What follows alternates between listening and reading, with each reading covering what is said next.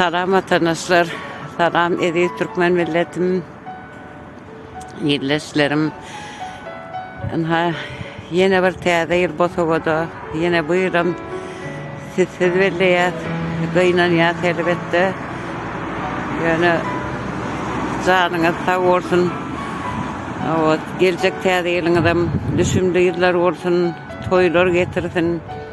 Bol rızkar bereketi bilen gelsin, sağlıklı yıl olsun. Gidip barayan 2021 yılım yani bilen ekli gamur sorunları derdi belalarını koronanı, virüsleri toplap öyle bilen alıp gitsin. Tədiyeli sağamanca qoğuca geçirin, qoğu dileklerde olun.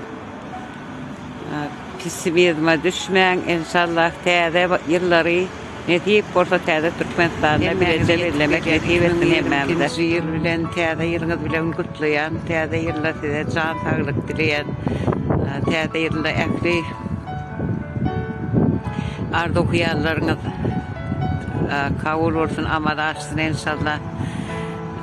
2021 yılım ekli gamusolarınızı, en erbet günlerinizi, hastalıklarınızı, derdi belalarınızı öyle bilen alıp gitsin.